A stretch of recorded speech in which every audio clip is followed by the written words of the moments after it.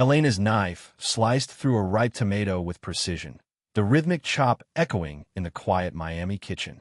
At 29, she had traded boardroom pitches for cutting boards, leaving her rising PR career to build a life with Juan, her husband of 5 years. The choice had felt right at 24, love, a cozy suburban home, the promise of stability. Juan, 32, a software engineer with a steady gaze and steadier work ethic, made it easy to believe in forever. He'd surprise her with weekend drives to South Beach, her laughter mingling with the ocean breeze as they shared ceviche under the stars. But lately, the days stretched long and empty, her old ambitions whispering in the silence. This morning, Elena prepped for her cooking class, a venture born from restlessness. One had seen the spark dim in her eyes and insisted she pursue her passion. He'd funded a sleek kitchen upgrade, new burners, a wide island for students, and his pride in her lit up their home. Today, 8 students would arrive, eager to learn her abuela's empanada recipe.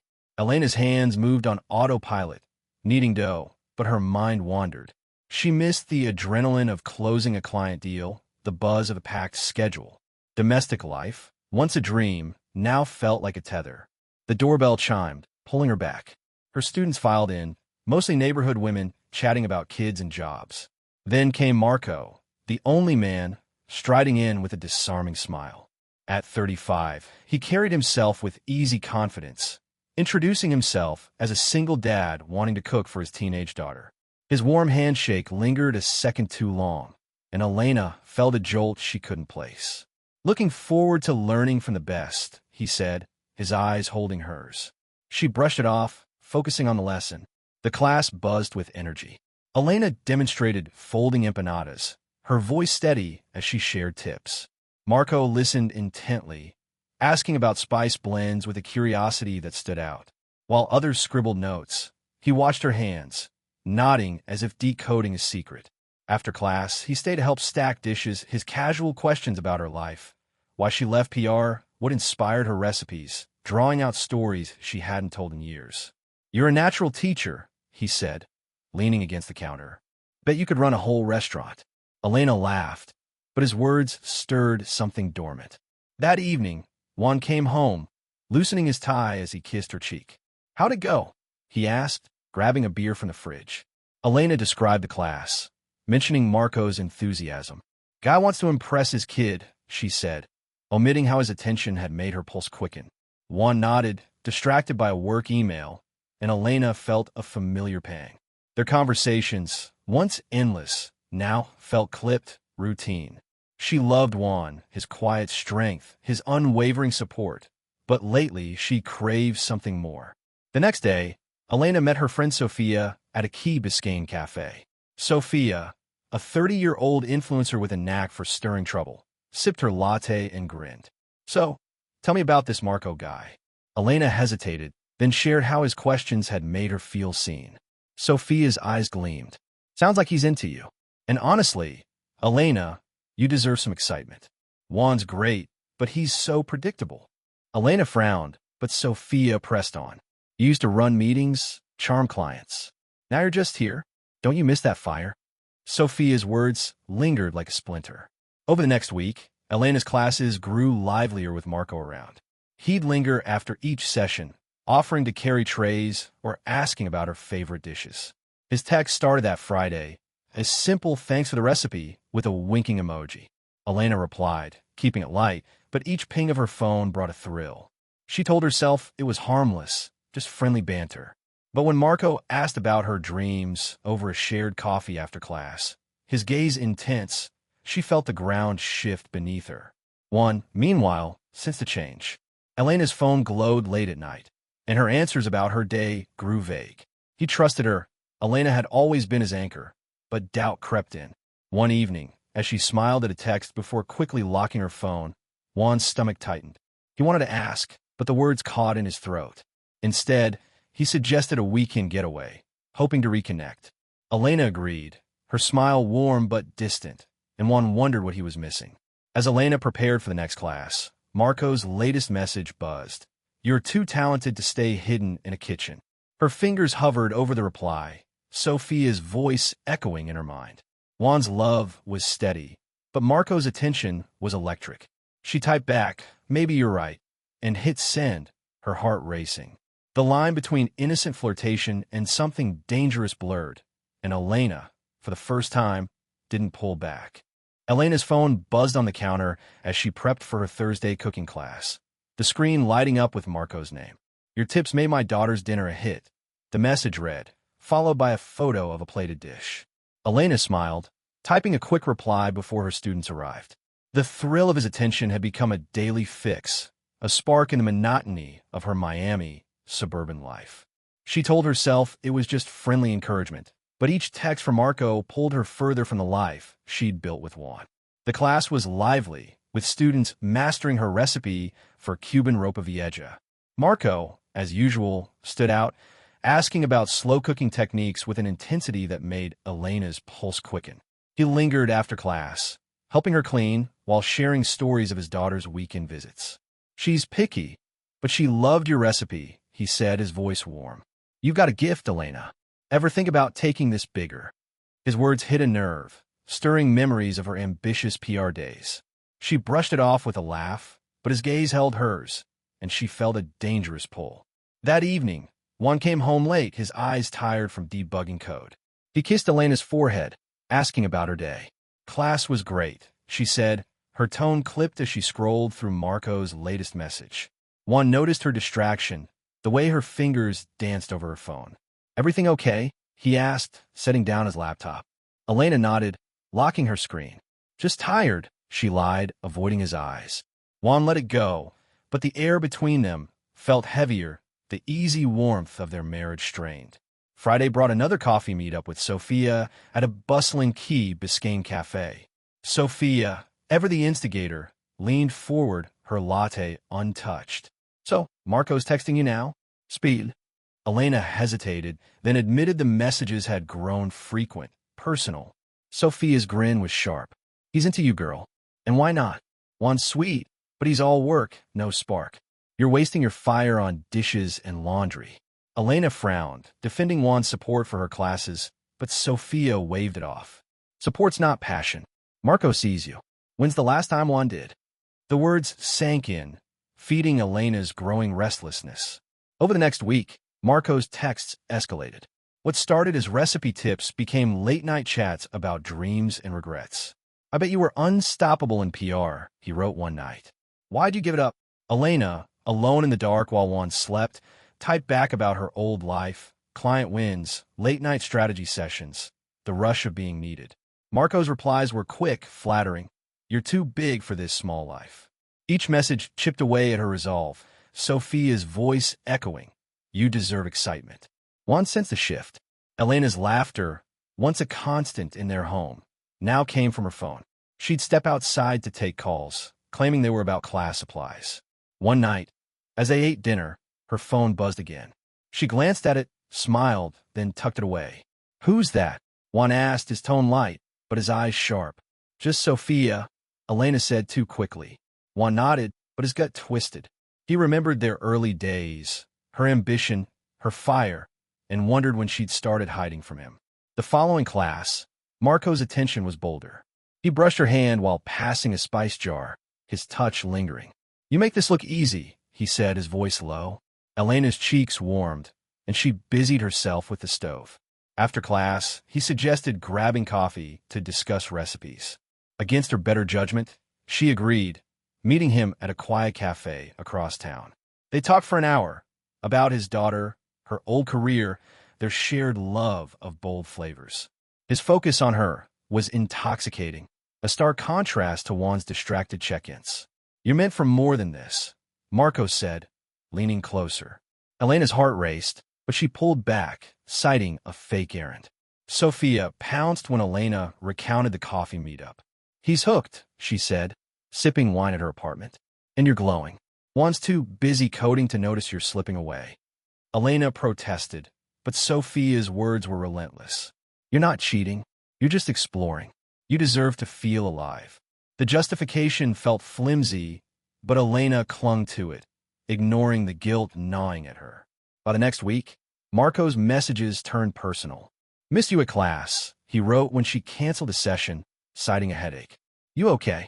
Elena replied, and soon they were texting daily about his loneliness, her forgotten dreams, the thrill of being seen. Juan, meanwhile, grew quieter. He planned a surprise dinner at their favorite waterfront spot, hoping to bridge the gap.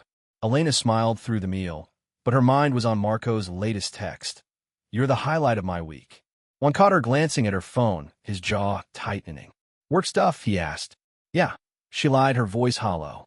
The tipping point came when Marco suggested a cooking date at his place, just the two of them. No pressure, he texted. Just two people who get each other. Elena stared at the message, her thumb hovering. Sophia's voice rang in her head. You deserve this. She typed, okay, her heart pounding with equal parts excitement and dread. As she drove to Marco's, she didn't notice Juan's car idling a block away. He'd seen her rushed exit, her vague excuse about class prep. His trust was fraying, and the weight of suspicion pushed him to act. Juan's hands gripped the steering wheel, his knuckles pale as he trailed Elena's car through Miami's dusk-lit streets. Her vague excuse about class prep had rung hollow, and the growing distance between them gnawed at him. At 32, Juan was no stranger to pressure. Debugging code under tight deadlines had honed his focus. But this was different. His marriage, the one constant in his life, felt like it was slipping through his fingers. He hadn't wanted to follow her, but the late-night texts, her distracted smiles, and the way she avoided his questions left him no choice. Elena, unaware of Juan's tale, pulled into a discreet motel lot on the edge of Key Biscayne. Juan parked a block away, his heart thudding as he watched her step out and head to room 204. Moments later, Marco's familiar figure appeared, glancing around before slipping inside. Juan's stomach churned, but he forced himself to stay calm. He needed proof, not assumptions. He'd already contacted a private investigator that morning, a decision that felt like a betrayal of his own trust in Elena. The investigator promised answers within days, but Juan couldn't wait. He sat in his car, watching the motel door, each minute stretching into eternity. Inside the room, Elena's nerves buzzed as Marco poured her a glass of wine. Relax, he said, his voice smooth. We're just two friends enjoying a night. But his hand brushed hers, and the air felt charged. Elena's mind raced. She loved Juan, his quiet strength, his unwavering support for her cooking classes. Yet Marco's attention, his flattery about her talent, filled a void she hadn't named. She sipped the wine, trying to silence the guilt. We shouldn't be here, she said, but her voice lacked conviction. Marco leaned closer. You deserve to feel alive, Elena. Back in his car, Juan's phone buzzed. A text from the investigator. Preliminary findings ready. Meet tomorrow. Juan typed a quick reply, his eyes never leaving the motel. He wanted to storm the room, confront them, but years of solving problems methodically held him back. He drove home. The image of Elena's car at the motel burned into his mind. That night, he barely slept, lying beside her as she slipped into bed late, claiming a last-minute class issue. Her lie was a knife, but he stayed silent, waiting for the investigator's report. The next day, Juan met the investigator at a small office downtown. The man, a gruff ex-cop, slid a folder across the desk. It's all here, he said, his tone neutral. Juan opened it, his hands steady despite the storm inside. Photos showed Elena and Marco at a cafe, their hands touching over coffee. Another image captured them entering the motel, time-stamped yesterday. Text logs, pulled from public networks, revealed their messages. Marco's flirty compliments, Elena's hesitant but eager replies. The final piece was a credit card receipt tying Marco to the motel room. Juan's face was stone, but his chest tightened. Thank you, he said, voice clipped, and left. At home, Elena prepped for her next class, her mind a tangle of excitement and shame. Marco's texts kept coming. Last night was special. When can I see you again? She hadn't crossed the line into anything physical, but the emotional pull was undeniable. Sophia's voice echoed from their last meetup. Juan's holding you back. Marco sees your potential. Elena pushed the thoughts aside, focusing on her students, but Marco's presence in class that evening was magnetic. He stayed late again, his questions about her recipes veering into personal territory. You're wasting your talent here, he said. You could be so much more. Elena's resolve wavered, and she agreed to another cooking date at his place. Juan spent the day planning. He wasn't a man of rash decisions. Every line of code he wrote was deliberate, tested. This would be no different. That evening, as Elena left for her supposed errand, Juan waited until her car pulled away, then drove to the address the investigator had flagged, Marco's apartment. He parked across the street, watching as Elena knocked and Marco let her in. Juan's jaw clenched, but he didn't move. He called the investigator, asking for one final piece, Marco's background. On it, the man replied. Inside, Marco was all charm, guiding Elena through a mock cooking session that quickly turned intimate. He poured wine, his hand grazing her waist as he complimented her knife skills. Elena's laughter was nervous, her mind screaming to leave, but the thrill kept her rooted. "You're incredible," Marco said, stepping closer. Before she could respond, her phone buzzed. "Juan, where are you?" The text read. Panic hit. She typed a lie about being with Sophia, her fingers trembling, and silenced her phone. Juan's suspicions hardened into certainty. The investigator called back that night. "Marco's not who he says. Note, daughter, still married, history of targeting women in classes like yours." Juan's blood ran cold. He drove home, the folder of evidence on the passenger seat. When Elena returned, her face flushed with excuses, Juan was waiting in the living room. "We need to talk," he said, his voice dangerously calm. He slid the folder across the table, photos spilling out. Elena froze, her breath catching as she saw herself and Marco. "Explain," Juan said, his eyes locked on hers. Her stammered apologies, about loneliness, about needing purpose, sounded hollow. 8 years, Juan said, standing. "And you chose this." He pointed to the door. "Pack your things. You're gone by morning." Elena's world collapsed. She begged, tears streaming, but Juan's face was unyielding. He walked to their bedroom, locking the door behind him. Elena stood alone, the weight of her choices crushing her, as the life she'd known unraveled in a single night. Elena stood in the driveway, her suitcases at her feet, the Miami night air thick with humidity. Juan's words, "You're gone by morning," echoed in her mind as she stared at the house they'd shared for 5 years. The door was locked, the windows dark, a final barrier between her and the life she'd shattered. Her hands trembled as she called Sophia, her only lifeline now. "I messed up," Elena choked out. Sophia's voice was breezy. "Come to my place. We'll figure it out." Elena loaded her bags in her car, her chest tight with regret, and drove away from the home she'd never see again. At Sophia's cramped Key Biscayne apartment, Elena collapsed onto the couch, her phone silent. No text from Marco, no calls from Juan. Sophia poured wine, her tone casual. "Juan will get over it. Men always do. You just need space to find yourself." But Elena's mind replayed the photos Juan had shown her. Her and Marco at the cafe, the motel, moments she convinced herself were innocent. Sophia's encouragement had fueled her recklessness, and now the weight of her betrayal crushed her. "I should have talked to Juan," she murmured. Sophia shrugged. "He was suffocating you." Marco was a wake-up call. The next morning, Elena tried to focus on her cooking class, but the atmosphere had shifted. Her students, once chatty and warm, were subdued, their whispers cutting through the room. Word of her affair had spread. Neighbors had seen Juan's investigator, heard the rumors. 2 women canceled their spots, citing scheduling conflicts. Marco didn't show up, his number now blocked when Elena tried to text him. Her hands shook as she taught, her voice hollow while demonstrating a flan recipe. The joy she'd found in teaching was gone, replaced by a gnawing shame. Sophia, meanwhile, reveled in the drama. Over lunch, she recounted stories of other women she'd helped escape boring marriages. "Like my friend Carla," Sophia said, sipping a margarita. "Her husband was a workaholic, ignored her for years. I set her up with a guy from my gym.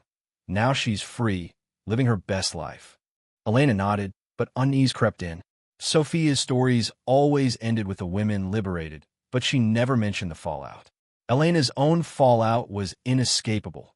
Her reputation in tatters, her marriage over, her savings dwindling.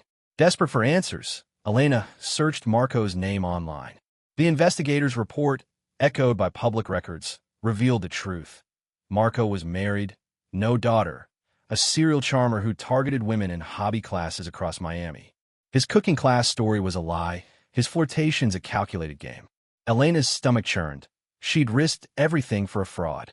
She confronted Sophia, hoping for support, but Sophia laughed it off. So he played you. Big deal. You had fun, didn't you? The callousness hit hard. Elena began to see Sophia's pattern.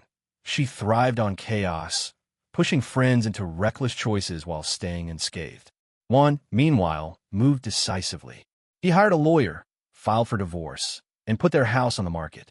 By week's end, he'd accepted a job offer in Orlando, ready to leave Miami's memories behind. He didn't contact Elena, didn't respond to her tearful voicemails. His silence was louder than any argument, a clear message. Their life together was over. Friends who reached out to him heard the same response. I'm done. His focus was on rebuilding, not revenge, but the finality of his actions cut Elena deeper than any words could. Elena's classes dwindled to 3 students, barely covering her bills. She took a part-time job at a catering company, chopping vegetables for events she once dreamed of planning. Living with Sophia grew unbearable. Her apartment was a revolving door of fleeting hookups and gossip sessions. Sophia's stories took a darker turn, revealing the wreckage she'd left behind. Remember Anna? Sophia said one night, scrolling through her phone. I told her to leave her husband for that artist guy. She's happier now.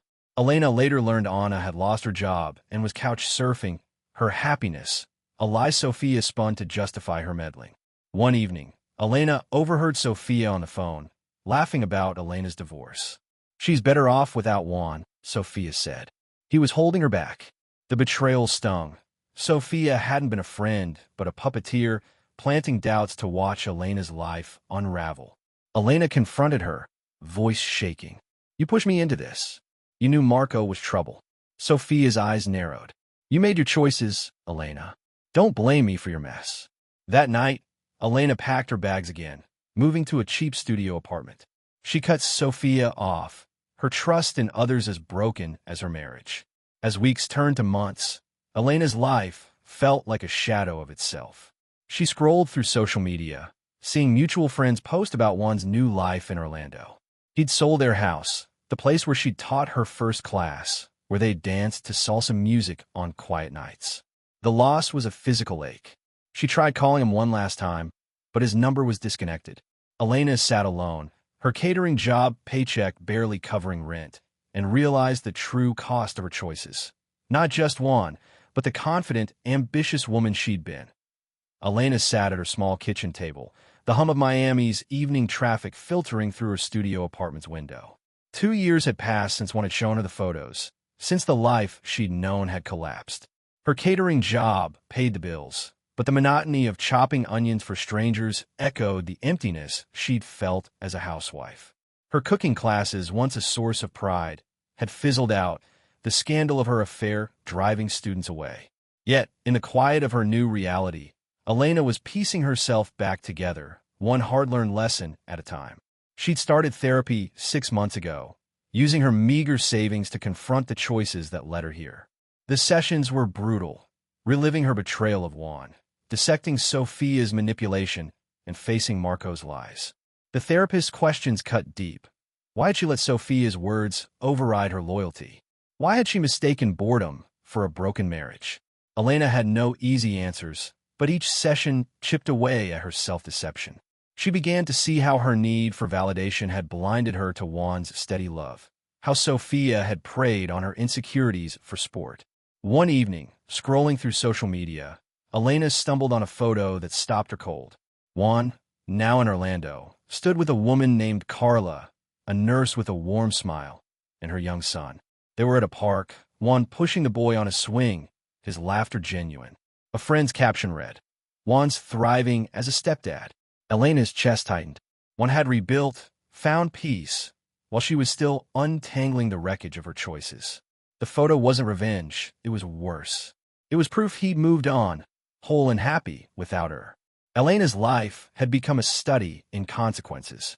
Sophia had moved to Tampa, chasing another fleeting romance, leaving Elena to face her solitude. In their last conversation, Sophia had laughed off Elena's anger. You wanted excitement. I just pointed the way, she'd said. But Elena saw it through her now. Sophia's thrill came from dismantling lives, collecting broken marriages like trophies. Cutting her off had been Elena's first step toward reclaiming her agency. She vowed never to let another's voice drown out her own again. The catering job, though grueling, offered a faint lifeline. Elena's boss, a no-nonsense chef named Rosa, noticed her knack for flavors and pushed her to experiment. "You've got talent," Rosa said one night, tasting Elena's improvised chimichurri. "Start your own thing." The words echoed Marco's flattery, but Rosa's blunt honesty felt different, grounded, not manipulative. Elena began saving, sketching plans for a small catering side hustle. It wasn't glamorous, but it was hers, a flicker of the ambition she'd buried years ago. Meanwhile, Juan's life in Orlando flourished. He'd taken a senior role at a tech firm, his days filled with purpose. Carla, his new wife, brought stability, her quiet strength a contrast to Elena's restlessness. Juan had adopted Carla's son, teaching him to code and cheering at his soccer games. Friends said he was lighter now, free of the weight of betrayal. He never spoke of Elena, the divorce a closed chapter. His justice wasn't vengeance, but a deliberate choice to build anew, leaving her to face the void she'd created. Elena's catering venture took root slowly. She started with small gigs, office lunches, birthday parties, her recipes drawing praise. Each job rebuilt her confidence, but the solitude lingered. She ate alone most nights, her phone no longer buzzing with Marco's lies or Sophia's schemes. One evening, while prepping for a client's event, Elena found an old photo of her and one on her laptop. A beach day, his arm around her, both smiling. The memory stung, not just for what she'd lost, but for what she'd thrown away. One hadn't been perfect, but he'd been real, his love a foundation she'd mistaken for a cage. Therapy helped Elena untangle the deeper truth. Her betrayal wasn't just about Marco or Sophia. It was about her own failure to confront her dissatisfaction. Instead of talking to Juan about her need for purpose, she chased a fantasy, letting Sophia's whispers and Marco's charm fill the gap. The realization was bitter. She'd been the architect of her own ruin, but also freed her. She enrolled in a business course online, learning to structure her catering hustle. Each step forward was small but deliberate, a refusal to stay broken. One night, after a successful catering gig, Elena sat with a coffee and a notebook, jotting ideas for a food truck. The dream felt distant but possible. A spark of the woman she'd been before marriage dulled her fire. She thought of Juan, not with longing, but with clarity. He deserved better, and so had she. Her betrayal had cost her a husband, a home, a community, but it had also taught her resilience. She'd never again let someone else define her worth. The moral settled over her like a quiet truth. Real freedom comes from facing your flaws, not fleeing them. Love isn't a thrill. It's a choice built daily through honesty and effort. Elena had traded something solid for a mirage, but she wouldn't let that define her forever. As she closed her notebook, the Miami skyline glittering outside, she felt a flicker of hope. The road ahead was hers to shape, paved with lessons paid for in pain.